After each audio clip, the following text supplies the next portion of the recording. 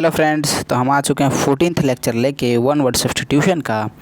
इससे पहले 13 क्लासेस हम आपको दे चुके हैं। यदि आपने उसे नहीं देखा है तो डिस्क्रिप्शन में उसका लिंक दिया हुआ है, आप वहां से जाकर उसे देख सकते हैं। और पीडीएफ के लिए आपको टेलीग्राम का लिंक दिया हुआ है, आप चैनल पर जाके पीडीएफ भी पा सकते हैं, है ना। चलिए, तो आज का पहला वर्ड है डिर्ग। डिर्ग क्या होता है? A song sung in the past at a funeral और फॉर ए डेड पर्सन, मतलब शोक गीत, मतलब किसी का मृत्यु होने पर जो गीत गाया जाता है उसको डिर्ग या डिर्ज कर पढ़ाएंगे इसको, है ना। अगला है एफ फेज्ड। एफ फेज्ड क्या होता है?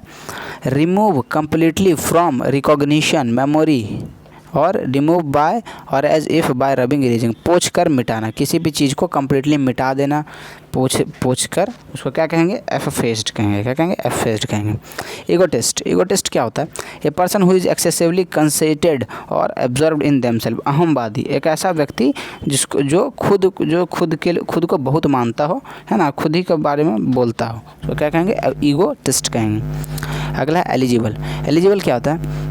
A person who is able to have do something because he has the right qualification is the right age, योग्य, ऐसा व्यक्ति जो फिर कोई चीज़ करने के लिए योग्य हो, उसको एलिजिबल कहते हैं। जैसे कोई भी जॉब का वैकेंसी वगैरह का हम जब फॉर्म भरते हैं तो उसमें एलिजिबिलिटी क्राइटेरिया दिया रहता है।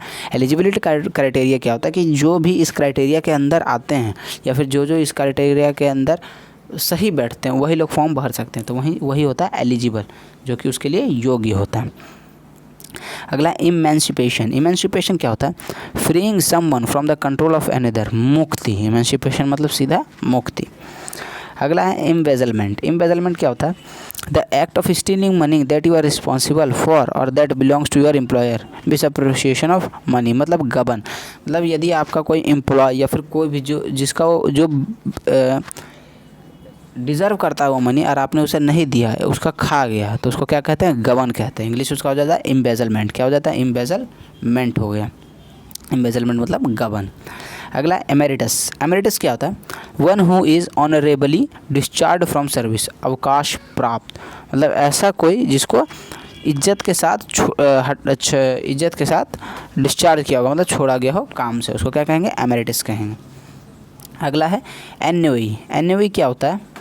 एन्युई का मतलब होता है a state of mental weariness from lack of occupation, विरक्ति, मतलब ऐसे बुद्धि का स्टेट जिसमें ऑक्यूपेशन का कमी हो, उसको क्या कहेंगे? एन्युई कहेंगे। ठीक है, विरक्ति। अगला है एंटोमोलॉजिस्ट। एंटोमोलॉजिस्ट क्या होता है? A zoologist person who studies insect, कीट विज्ञान शास्त्री। एंटोमोलॉजिस्ट मतलब जो कीड़ों वगैरह का स्टडी करे, इंसेक्ट से एंटोमोलॉजी आया है, उसको क्या कहेंगे? एंटोमोलॉजिस्ट कहेंगे। ठीक है, ओके। अगला हम लोग का क्या है? एनवीएस। अगला क्या है?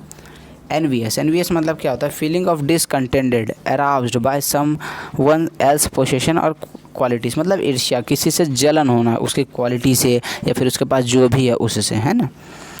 अगला एनवायरनमेंट। एनवायरनमेंट क्या होता है?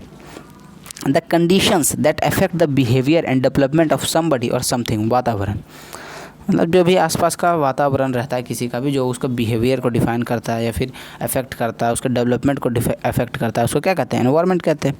अगला एपिडेमिक। एपिडेमिक क्या होता है?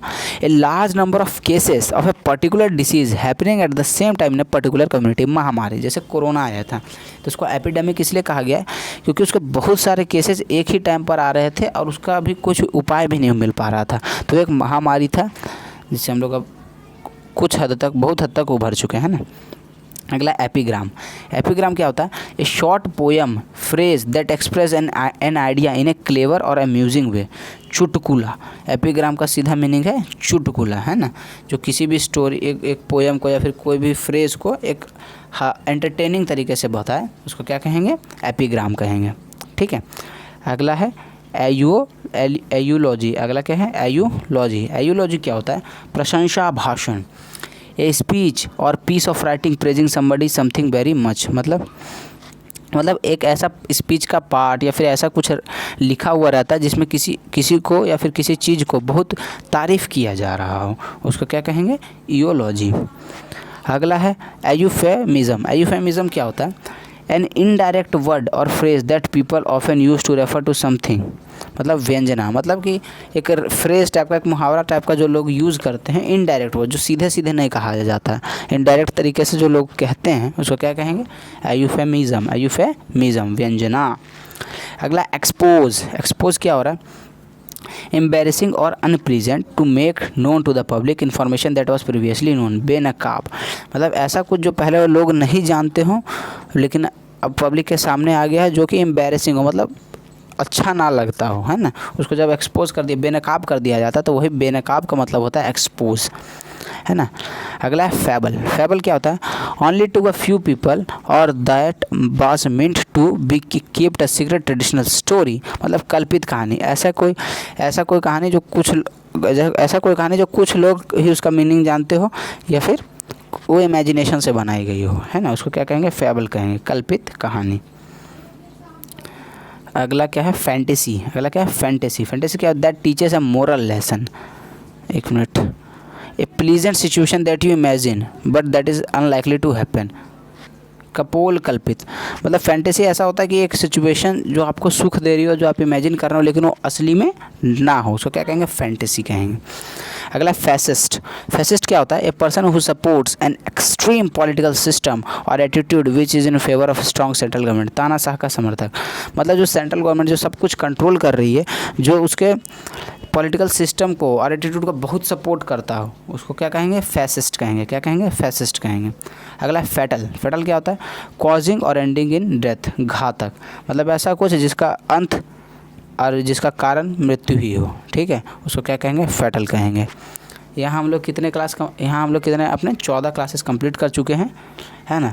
प्रीवियस 13 क्लासेस अगर आपने नहीं देखे हैं तो उसका लिंक डिस्क्रिप्शन में दिया हो, वहाँ से जाके देख सकते हैं। PDF के लिए टेलीग्राम का भी लिंक नीचे दिया गया है। तब तक के लिए बाय, हम मिलते हैं नेक्स्ट क्लास में।